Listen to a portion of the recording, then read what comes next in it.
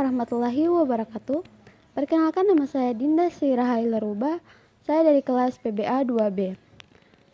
Baik, pada kesempatan ini saya akan memaparkan materi psikologi pendidikan dari kelompok 1 sampai kelompok 12. Nah, yang kelompok pertama yaitu pentingnya psikologi dalam pendidikan. Definisi psikologi pendidikan. Psikologi yang dalam istilah lama disebut ilmu jiwa itu berasal dari kata bahasa Inggris psikologi. Kata psikologi merupakan dua akar kata yang bersumber dari bahasa Greek atau Yunani, yaitu psike yang berarti jiwa, logos yang berarti ilmu. Jadi secara harfiah psikologi memang berarti ilmu jiwa.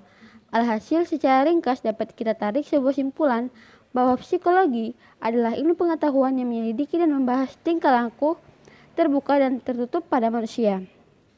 Pendidikan berasal dari kata didik, lalu kata ini mendapat awalan me sehingga menjadi mendidik. Artinya memelihara dan memberi latihan. Selanjutnya pengertian pendidikan. Menurut Kamus Besar Bahasa Indonesia, ialah proses pengubahan sikap dan tata laku seseorang atau sekelompok orang dalam usaha mendewasakan manusia melalui upaya pengajaran dan pelatihan. Psikologi pendidikan menurut sebagian ahli adalah subdisiplin psikologi, bukan psikologi itu sendiri. Mereka menganggap bahwa psikologi pendidikan itu tidak memiliki teori, konsep, dan metode sendiri. Secara lebih sederhana dan praktis, Barlow 1985 mendefinisikan psikologi pendidikan sebagai a body of knowledge grounded in psychological research which provides a repertoire of resources to aid you in functioning more effectively in teaching learning process. Apapun yang dikemukakan oleh para ahli tentang psikologi pendidikan, dapat disimpulkan bahwa psikologi pendidikan adalah cabang dari psikologi yang lain yang dalam penguraian dan penelitiannya lebih menekankan pada sebuah pertumbuhan dan perkembangan anak, baik fisik maupun mental, yang sangat erat hubungannya dengan masalah pendidikan, terutama yang mempengaruhi proses dan keberhasilan belajar.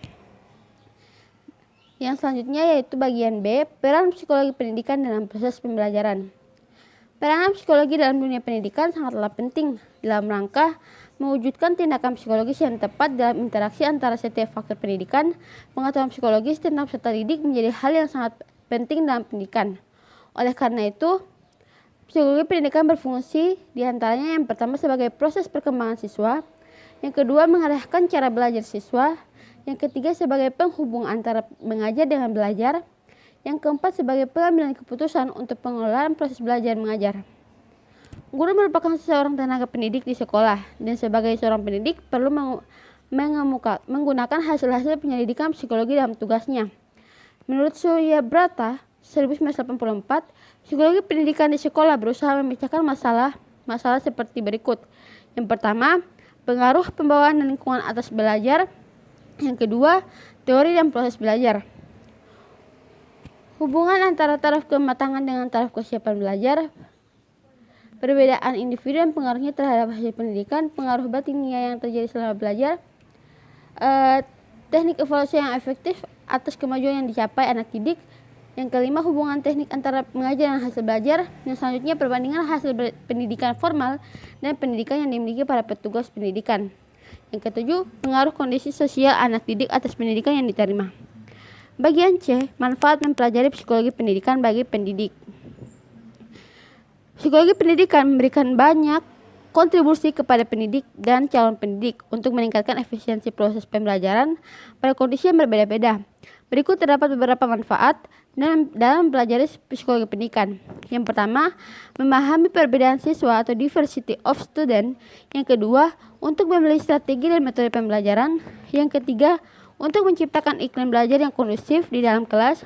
Yang keempat, untuk memberikan bimbingan dan pengarahan kepada siswa. Yang kelima, mengevaluasi hasil pembelajaran. Baik, selanjutnya kelompok 2, sifat dan hakikat kejiwaan. Yang bagian A, sifat dan hakikat kejiwaan. Kata sifat, traits, dalam istilah psikologi berarti ciri-ciri tingkah laku yang tetap atau hampir tetap pada seseorang. Untuk mengetahui sifat-sifat seseorang yang sebenarnya memerlukan waktu dan proses pergaulan yang lama. Di samping pengetahuan psikologi, sebagai dasarnya tergesa-gesa menyangka adanya sifat-sifat tertentu pada seseorang adalah suatu perbuatan yang ceroboh dan seringkali menimbulkan salah terkah. Menurut John Amos Comenius, manusia mempunyai 3 komponen jiwa yang menggerakkan aktivitas jiwa raga. 3 komponen jiwa tersebut meliputi syaraf, pertumbuhan, perasaan, dan intelek. Oleh karena itu dikatakan bahwa manusia mempunyai 3 sifat dasar, yaitu yang pertama sifat biologis, yang kedua sifat hewani, yang ketiga sifat intelektual. Menurut Ibnu Qayyim, hakikat jiwa adalah indera yang mengetahui meskipun tidak dapat diraba, sedangkan fisik dapat diraba. Hakikat kejiwaan manusia terwujud dengan adanya kekuatan-kekuatan serta aktivitas-aktivitas kejiwaan dalam diri manusia, yang semua itu menghasilkan tingkah lakunya yang lebih sempurna daripada makhluk-makhluk lain. Yang bagian B, kekuatan-kekuatan umum jiwa manusia.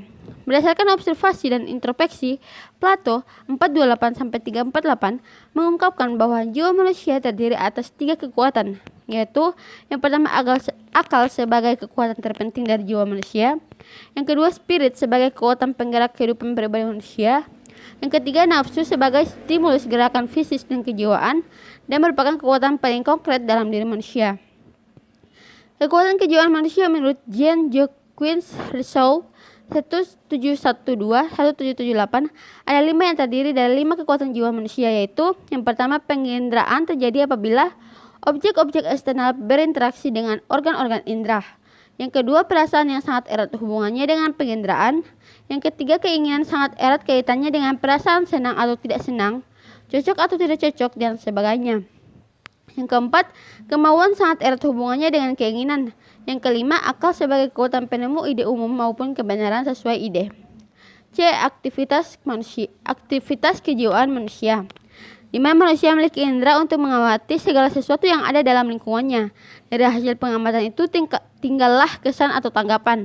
Maka baik daya reaksi terhadap lingkungan manusia akan makin banyak. Yang pertama itu tanggapan. Yang kedua fantasi, yang ketiga ingatan, yang keempat berpikir, yang kelima asosiasi, yang keenam inteligensi, yang ketujuh perasaan, yang kedelapan kemauan atau kehendak. Yang kesembilan gejala jiwa campuran. Selanjutnya kelompok 3, pertumbuhan dan perkembangan.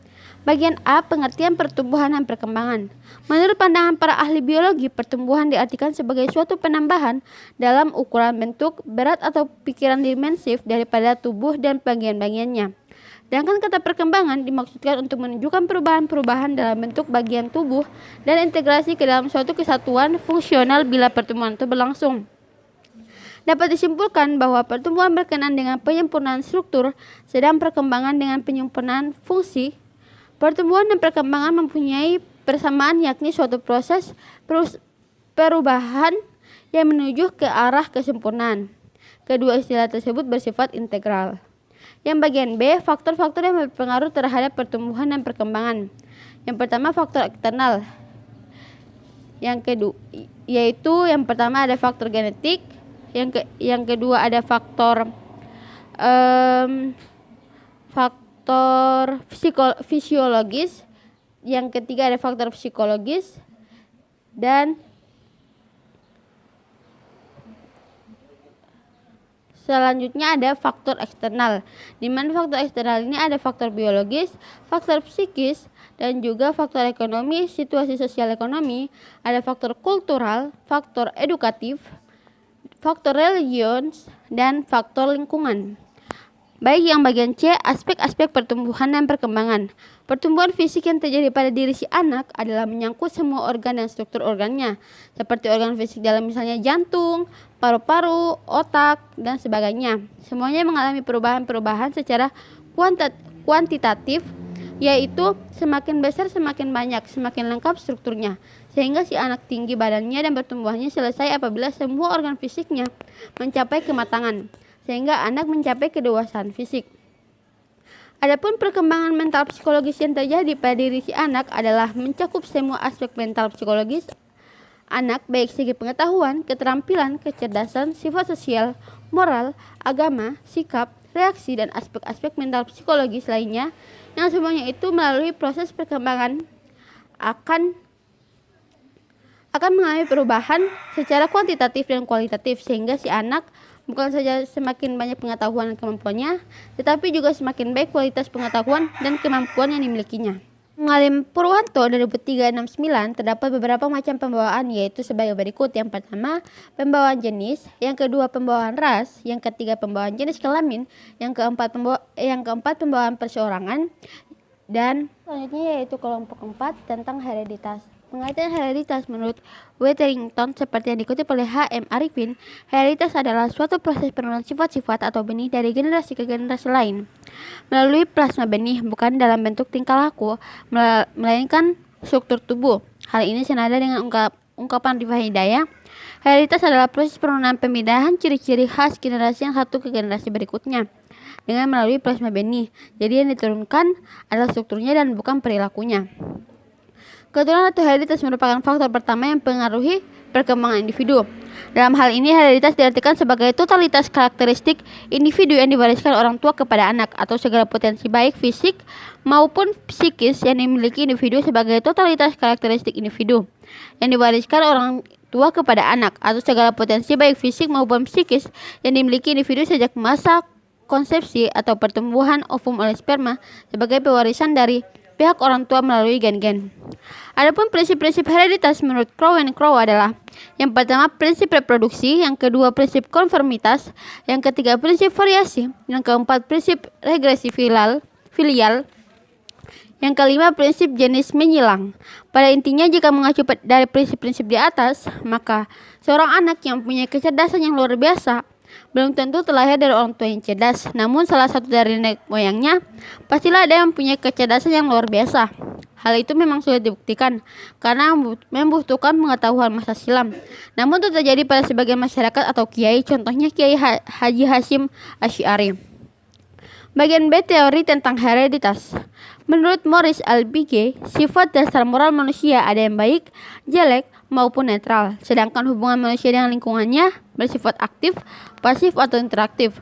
Berdasarkan konsep tersebut, maka muncullah aliran hukum dari barat, yaitu nativisme, empirisme, dan konvergensi.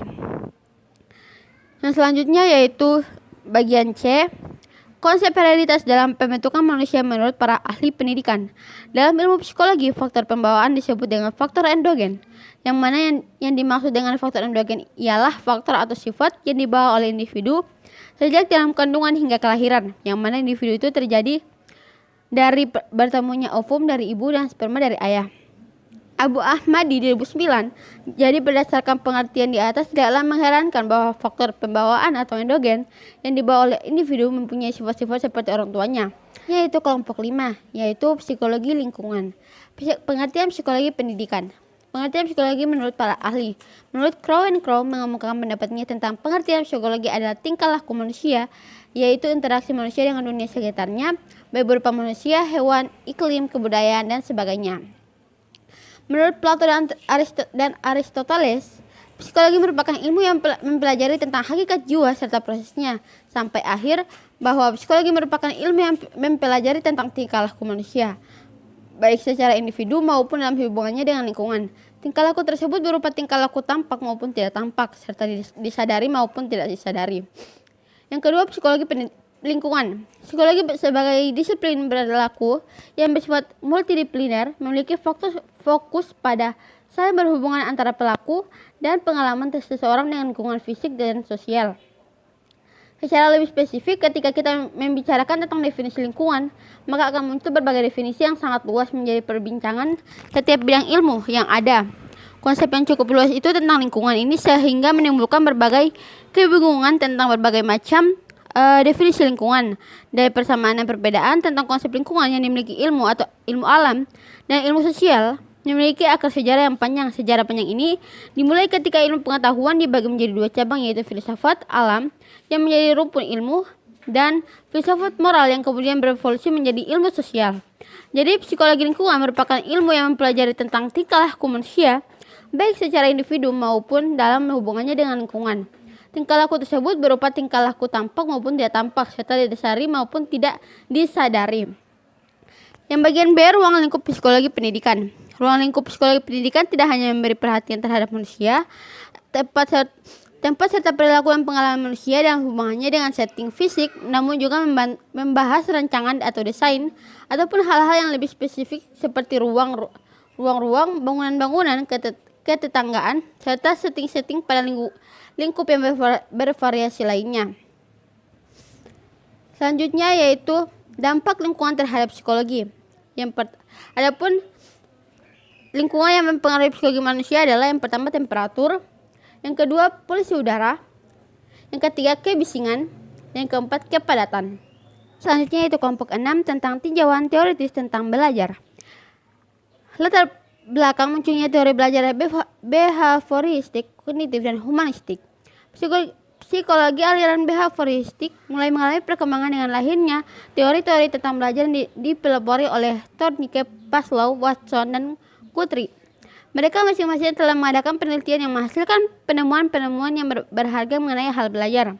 Pada mulanya pendidikan dan pengajaran di Amerika Serikat didominasi oleh pengaruh dari Thorndike. Teori belajar Thorndike disebut conditioning karena belajar merupakan proses pembentukan koneksi-koneksi antara stimulus dan respon. Dalam hal itu, objek mencoba berbagai cara bereaksi sehingga menemukan keberhasilan dalam membuat koneksi suatu reaksi dengan stimulusnya. Ketika Thorndike mengadakan penelitiannya di Rusia, Ivan Pavlov 1849 sampai 1936 juga menghasilkan teori belajar yang disebut classical conditioning atau stimulus substitution, di mana teori Pavlov berkembang dari percobaan laboratoris terhadap anjing. Dalam percobaan ini anjing diberi stimuli bersyarat sehingga terjadi reaksi bersyarat pada anjing. John B. Watson adalah orang pertama di psikologi belajar 56 Amerika Serikat yang mengembangkan teori belajar berdasarkan hasil penelitian Pavlov. Watson berpendapat bahwa belajar merupakan proses terjadinya refleks atau respon-respon bersyarat melalui stimulus pengganti. Di bagian B, karakteristik teori belajar, di mana yang pertama teori belajar behaviorisme. Pandangan tentang belajar menurut aliran ini adalah perubahan dalam tingkah laku sebagai akibat dari interaksi antara stimulus dan respons. Dengan kata lain, belajar adalah perubahan yang dialami siswa-siswi dalam hal kemampuannya untuk bertingkah laku dengan cara baru sebagai hasil interaksi antara stimulus dan respon. Menurut teori behaviorisme, belajar terjadi bila perubahan dalam bentuk tingkah laku dapat diamati. Bila kebiasaan berperilaku terbentuk karena pengaruh sesuatu atau karena pengaruh peristiwa-peristiwa yang terjadi di lingkungan sekitar. Teori behaviorisme berpandang bahwa belajar terjadi melalui psikologi belajar. Operant conditioning. Jika seseorang menunjukkan perilaku belajar yang baik akan mendapatkan hadiah dan kepuasan. Peserta didik yang telah mendapatkan hadiah sebagai penguatan akan semakin meningkatkan kualitas perilaku belajarnya. Kedua, teori belajar kognitif, di mana teori ini memfokuskan perhatiannya kepada bagaimana dapat mengembangkan fungsi kognitif individu agar mereka dapat belajar dengan maksimal. Faktor kognitif bagi teori belajar kognitif merupakan faktor utama yang perlu dikembangkan oleh para guru dalam membelajarkan peserta didik, karena kemampuan belajar peserta didik sangat dipengaruhi oleh sejauh mana fungsi kognitif peserta didik dapat berkembang secara maksimal dan optimal melalui proses pendidikan. Yang ketiga, teori belajar humanistik. Teori ini berpendapat bahwa proses belajar harus berhulu dan bermuara pada manusia itu sendiri. Teori ini sangat menekankan pentingnya isi dan proses belajar. Dalam kenyataan, teori ini lebih banyak berbicara tentang pendidikan dan proses belajar dalam bentuknya yang ideal. Dengan kata lain, teori ini lebih tertarik pada ide belajar dalam bentuknya yang paling ideal daripada belajar seperti apa adanya, seperti apa yang biasa kita amati dalam keseharian. C. Karakteristik teoritis belajar dalam perspektif Islam, di mana dalam pendidikan Islam, proses belajar yang pertama bisa kita lihat pada kisah Nabi Adam, di mana Allah mengajarkan berbagai nama benda kepadanya. Dalam Al-Quran dijelaskan bahwa Allah SWT telah mengajarkan kepada Nabi Adam tentang nama-nama benda, tabiat, dan sifat-sifatnya. Dan Adam disuruh mengulangi pelajaran tersebut di hadapan para malaikat. Peristiwa yang terjadi pada Nabi Adam ditegaskan dalam surah Al-Baqarah, yang artinya, wahai Adam, beritahukanlah kepada mereka nama-nama benda ini. Selanjutnya, peristiwa belajar juga bisa kita lihat pada putra Nabi Adam ketika salah satu dari putranya, Qabil, membunuh saudaranya Habil, dan Qabil merasa khawatir tidak dapat menemukan bagaimana cara menguburkan jenazah saudaranya. Dalam kondisi kebingungan itu, tiba-tiba ia melihat burung gagak mencakar-cakar tanah untuk menguburkan bangkai burung gagak lainnya. Dengan menurut tingkah laku gagak, Habil dapat menguburkan jenazah saudaranya. Peristiwa ini dijelaskan Allah Subhanahu wa taala dalam Al-Qur'an surah Al-Maidah. Selanjutnya yaitu kelompok 7, pentingnya peranan inteligensi pada seorang siswa dan pendidik dalam proses pembelajaran, di mana definisi inteligensi berasal dari bahasa Inggris intelligence yang juga berasal dari bahasa Latin intelligentus dan intelligentsia. Teori tentang inteligensi pertama kali dikemukakan oleh Spearman dan Wynne Jones Paul pada tahun 1951 yang mengemukakan adanya konsep lama mengenai suatu kekuatan yang dapat melengkapi akal pikiran manusia tunggal pengetahuan sejati. Kekuatan tersebut dalam bahasa Yunani disebut dengan nous, sedangkan penggunaan kekuatannya disebut gnosis. Orang seringkali menyamakan inteligensi dengan IQ, padahal kedua istilah ini mempunyai perbedaan arti yang sangat mendasar. Arti inteligensi adalah suatu konsep umum tentang kemampuan individu, sedangkan IQ atau singkatan dari Intelligence Quotient adalah skor yang diperoleh dari sebuah alat tes kesehatan. Dengan demikian, IQ hanya memberikan sedikit indikasi mengenai taraf kecerdasan seseorang dan tidak menggambarkan kecerdasan seseorang secara keseluruhan. Gardner membagi inteligensi menjadi 7 macam yang dinamakan multiple intelligence, di antaranya sebagai berikut. Yang pertama, kecerdasan spasial. Yang kedua, kecerdasan bahasa. Yang ketiga, kecerdasan logis matematis. Yang keempat, kecerdasan jasmani kinestetik. Yang kelima, kecerdasan musikal. Yang keenam, kecerdasan interpersonal. Yang ketujuh, kecerdasan intrapersonal. Faktor yang selanjutnya, faktor-faktor yang mempengaruhi inteligensi. M. Ngalen Purwanto menegaskan bahwa ada beberapa faktor yang dapat mempengaruhi inteligensi, yang mengakibatkan terjadinya perbedaan antara inteligensi seseorang dengan yang lain. Adapun faktor yang dapat mempengaruhi tingkat inteligensi seseorang diantaranya, yang pertama pembawaan, yang kedua kematangan, yang ketiga pembentukan, yang keempat minat dan pembawaan yang khas, yang kelima kebebasan. Selanjutnya B. Peranan inteligensi dalam proses pembelajaran. Berikut peranan dari inteligensi jika dilihat dari sisi sebagai pendidik, jika dilihat dari sebagai seorang pendidik dan sebagai seorang siswa. Sebagai seorang pendidik, inteligensi merupakan hal yang paling utama yang harus dimiliki oleh seseorang pendidik karena hal tersebut sangat menentukan keberhasilan proses pembelajaran seorang guru atau dosen dengan tingkat inteligensi atau kecerdasan yang tinggi mempunyai kemungkinan yang besar untuk bisa mendidik siswanya yang agar mempunyai pengetahuan yang tinggi juga. Sebagai seorang siswa, inteligensi merupakan salah satu faktor penting untuk mendorong siswa agar dapat memahami pelajaran yang diberikan oleh pendidik. Seorang siswa yang mempunyai tingkat inteligensi yang tinggi mampu lebih mudah memahami pelajaran jika dibandingkan dengan siswa yang tingkat inteligensinya rendah. Kelompok 8 yaitu pengalaman peserta didik. Yang pertama, pengertian karakter peserta didik. Dalam Kamus Umum Bahasa Indonesia, secara terminologi kata karakter berarti tabiat, watak, sifat kejiwaan, akhlak atau budi pekerti yang membedakan seseorang dengan orang lain.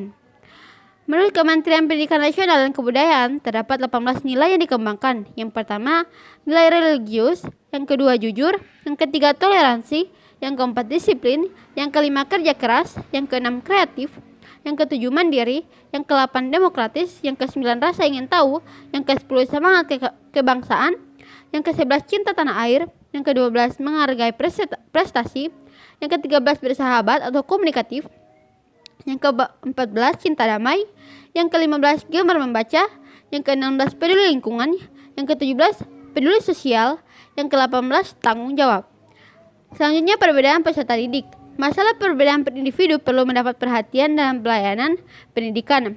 Pihak sekolah hendaknya memberikan usaha layanan untuk menghadapi perbedaan individu tersebut melalui layanan bimbingan konseling pada peserta didik dengan menggunakan teknik tes dan teknik notes.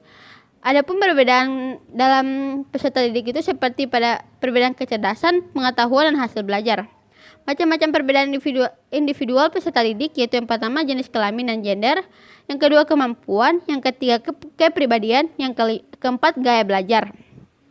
Selanjutnya pentingnya memahami peserta didik, di mana dengan memahami peserta didik ini guru dapat mendapat cara untuk memahami peserta didik. Yaitu yang pertama, dengan memahami peserta didik, seorang guru akan dapat memberikan harapan yang realistis terhadap anak dan remaja. Yang kedua, dengan memahami peserta didik, guru akan lebih mudah dan mengenali kapan tepat terhadap perilaku tertentu seorang anak. Yang ketiga, dengan memahami peserta didik, guru akan lebih mudah dalam mengenali kapan perkembangan normal yang sesungguhnya dimulai, sehingga guru dapat mempersiapkan anak menghadapi perubahan yang akan terjadi pada tubuh, perhatian, dan perilakunya. Yang keempat, dengan memahami peserta didik, guru akan lebih mudah memberikan bimbingan belajar yang tepat pada peserta didik. Baik, selanjutnya yaitu kelompok 9 tentang readiness dalam belajar. Yang pertama, pengertian readiness atau kesiapan. Readiness diartikan sebagai kesiapan atau kesediaan seseorang untuk berbuat sesuatu. Seorang ahli bernama Cronbach memberikan pengertian tentang readiness, di mana sebagai segenap sifat atau kekuatan yang membuat seseorang dapat bereaksi dengan cara tertentu. Seseorang baru dapat belajar tentang sesuatu apabila di dalam dirinya sudah terdapat readiness atau kemampuan atau kesiapan untuk mempelajari sesuatu. Yang selanjutnya, prinsip-prinsip readiness. Perkembangan readiness terjadi dengan mengikuti prinsip-prinsip bagi perkembangan readiness sebagai berikut. Yang pertama, setiap aspek pada pertumbuhan berinteraksi dan bersama membentuk readiness, yaitu kemampuan dan kesiapan. Yang kedua, pengalaman seseorang ikut mempengaruhi pertumbuhan fisiologis individu. Yang ketiga, pengalaman mempunyai efek kumulatif dalam perkembangan fungsi-fungsi kepribadian individu baik yang jasmania maupun rohania. Yang keempat, apabila readiness untuk melaksanakan kegiatan tertentu terbentuk pada diri seseorang, maka saat-saat tertentu dalam kehidupan seseorang merupakan masa formatif bagi perkembangan pribadinya. Berdasarkan prinsip-prinsip tersebut, jelaslah bahwa apa yang dicapai oleh seseorang pada masa-masa yang lalu akan mempunyai arti bagi aktivitas-aktivitasnya sekarang. Selanjutnya yaitu pembentukan readiness dalam belajar. Pembentukan kesiapan dan belajar melibatkan beberapa faktor yang bersama-sama, yaitu yang pertama, perlengkapan dan pertumbuhan fisiologis, yang kedua, motivasi, yang ketiga, kematangan, dan selanjutnya yaitu faktor-faktor yang mempengaruhi kesiapan belajar. Di antaranya, yang pertama, motivasi, di mana motivasi kelakuan manusia merupakan yang sangat luas. Banyak macam motivasi dan para ahli meneliti tentang bagaimana asal dan berkembangnya dan menjadi suatu daya dalam mengarah kelakuan seseorang. Selanjutnya yaitu sikap, di mana sikap dapat didefinisikan berbagai cara dan definisi antara yang satu dengan yang lainnya tentu berbeda. Namun dalam artian yang sederhana, sikap adalah suatu kesiapan mental, emosional, dan saraf yang tersusun melalui pengalaman dan atau situasi yang berhubungan dengan objek tertentu. Yang selanjutnya yaitu minat, di mana minat adalah rasa lebih suka dan rasa keterkaitan pada suatu hal atau aktivitas tanpa adanya yang menyuruh. Minat pada dasarnya adalah penerimaan akan sesuatu hubungan antara diri sendiri dengan sesuatu di luar diri. Selanjutnya yaitu kebiasaan belajar, di mana kebiasaan merupakan cara bertindak yang diperoleh melalui belajar secara berulang-ulang. Selanjutnya yaitu konsep diri, di mana konsep diri adalah pandangan seseorang dirinya sendiri yang menyangkut apa yang ia ketahui dan rasakan tentang perilakunya. Selanjutnya yaitu indikator pembentukan kesiapan belajar. Untuk menunjang kesiapan belajar seseorang ada beberapa faktor indikator yang mempengaruhinya. Yang pertama, dari sudut siswa dapat dilihat dari keinginan, keberanian menampilkan minat, kebutuhan, dan permasalahannya. Dilihat dari sudut guru, tampak adanya usaha mendorong, membina gairah belajar dan partisipasi siswa secara aktif. Dari sudut program, hendaknya tujuan interaksional serta konsep maupun isi pelajaran yang sesuai dengan kebutuhan, minat, serta kemampuan subjek didik. Penghambat kesiapan belajar. Seperti yang telah kita ketahui bersama, bahwa kesiapan adalah kesediaan seseorang untuk berbuat sesuatu, sedangkan belajar menurut Surya Prarta adalah suatu aktivitas yang menghasilkan perubahan pada diri pelajar. Untuk berlangsungnya perubahan yang diharapkan dari proses kesiapan atau kesediaan belajar, ternyata perjalanan proses belajar itu tidak selalu berjalan sesuai planning, namun mengalami hambatan-hambatan tertentu. Hambatan ini sering disebut sebagai kesulitan belajar. Kesulitan belajar adalah suatu keadaan yang menyebabkan siswa tidak dapat belajar sebagaimana mestinya. Faktor yang dapat menyebabkan kesulitan belajar di sekolah itu banyak dan beragam. Apabila dikaitkan dengan faktor-faktor yang berperan dalam belajar, penyebab kesulitan belajar tersebut dapat kita kelompokkan menjadi dua bagian besar, yaitu faktor internal dan juga faktor eksternal. Selanjutnya yaitu kelompok 10, motivasi belajar siswa. Pengertian motivasi belajar. Motivasi adalah pendorongan, yaitu suatu usaha yang disadari untuk mempengaruhi tingkah laku agar ia tergerak hatinya untuk bertindak melakukan sesuatu sehingga mencapai suatu tujuan tertentu. Menurut Okmar Hamalik, motivasi adalah perubahan energi dalam diri seseorang yang ditandai dengan timbulnya reaksi untuk mencapai tujuan. Jadi dapat disimpulkan motivasi belajar adalah kondisi psikologis yang mendorong siswa untuk belajar dengan senang dan belajar secara sungguh-sungguh, yang pada gilirannya akan terbentuk cara belajar siswa yang sistematis, penuh konsentrasi, dan dapat menyeleksi kegiatan-kegiatannya. Faktor-faktor yang mempengaruhi motivasi belajar menurut Dimyati dan Mujono yaitu yang pertama cita-cita atau aspirasi siswa, yang kedua kemampuan belajar. Bentuk-bentuk motivasi yang pertama menurut Sadirman, bentuk motivasi yaitu yang pertama memberi angka, yang kedua hadiah, yang ketiga saingan atau kompetensi, yang keempat ego involvement, yang kelima mengetahui hasil, yang keenam pujian, yang ketujuh hukuman, yang kedelapan hasrat untuk belajar, yang kesembilan minat, yang kesepuluh tujuan yang diakui. Indikator motivasi belajar. Indikator motivasi belajar di atas sangat berpengaruh terhadap motivasi belajar. Dalam proses pembelajaran di kelas, dalam kegiatan belajar, motivasi sangat diperlukan sebab apabila seseorang yang tidak mempunyai motivasi belajar akan kehilangan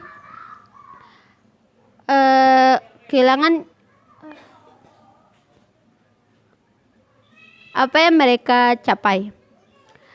Selanjutnya cara meningkatkan motivasi. Menurut Sardiman, cara meningkatkan motivasi belajar yaitu dengan memberi angka, hadiah, kompetensi, persaingan, dan sebagainya. Aspek-aspek motivasi belajar. Yang pertama, menyiapkan diri sebelum mengikuti pelajaran.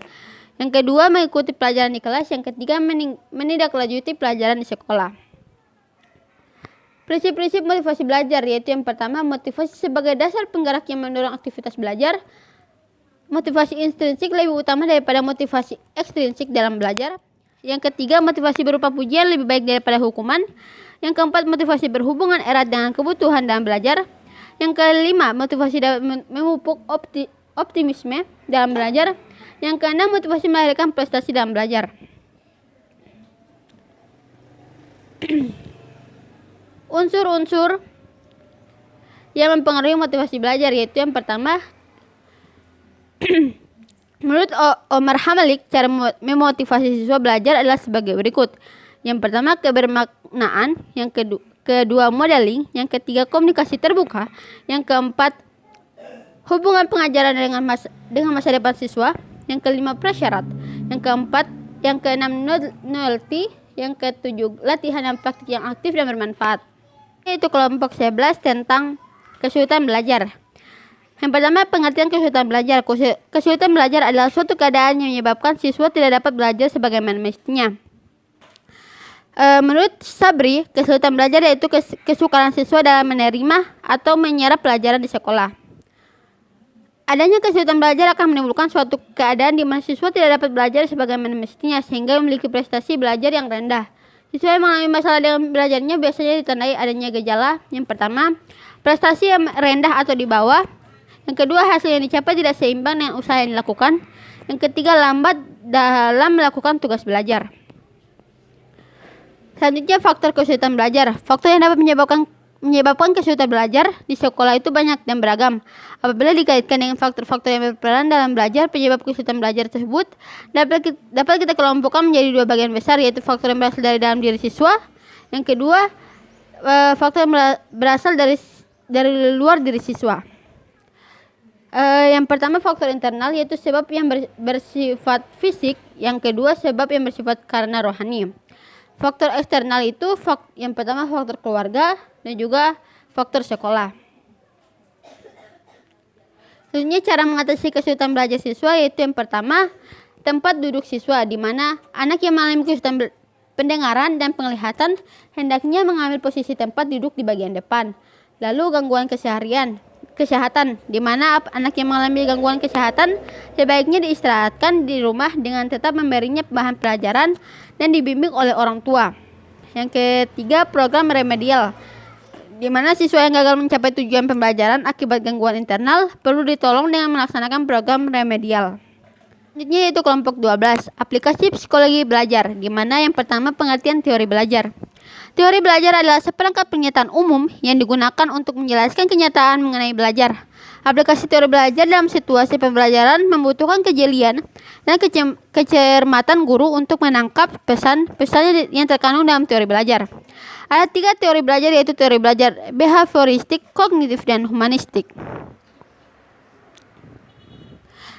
B. Tokoh-tokoh teori belajar dari 3 aliran psikologi belajar. Tokoh teori belajar behavioristik itu yang pertama Edward Lee Thorndike, yang kedua Ivan Pavlov, yang ketiga Watson, yang keempat Clark Holt, kelima Edwin Guthrie, yang keenam Burrhus Frederick.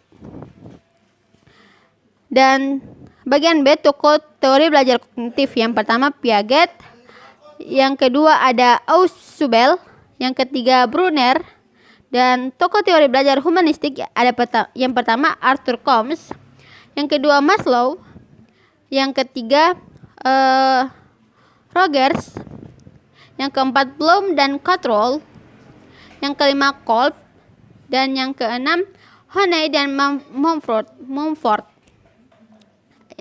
Yang ketujuh yaitu Habermas, tokoh yang dipengaruhi oleh interaksi baik dengan lingkungan maupun dengan sesama manusia.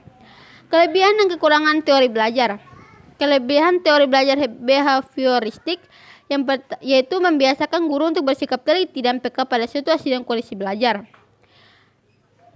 Kekurangan teori behavioristik yaitu yang pertama, proses belajar dipandang sebagai kegiatan yang diamati langsung, padahal belajar adalah kegiatan yang ada dalam sistem syaraf manusia yang tidak terlihat kecuali melalui gejalanya. Kelebihan dan kekurangan teori kognitif. Kelebihan teori kognitif, sebagian besar dalam kurikulum pendidikan negara Indonesia lebih menekankan pada teori kognitif yang mengutamakan pada pengembangan pengetahuan yang dimiliki pada setiap individu. Kekurangan teori kognitif yaitu pada dasarnya teori kognitif ini lebih menekankan pada kemampuan ingatan peserta didik dan kemampuan ingatan masing-masing peserta didik, sehingga kelemahan yang terjadi di sini adalah selalu menganggap semua peserta didik itu mempunyai kemampuan daya ingat yang sama dan tidak dibeda-bedakan.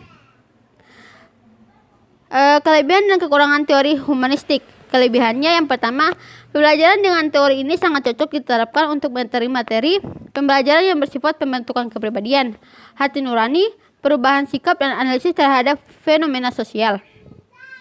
Kekurangannya, siswa yang tidak mau memahami potensi dirinya akan ketinggalan dalam proses belajar.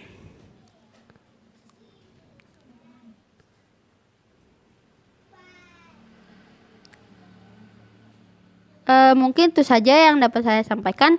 Wassalamualaikum warahmatullahi wabarakatuh.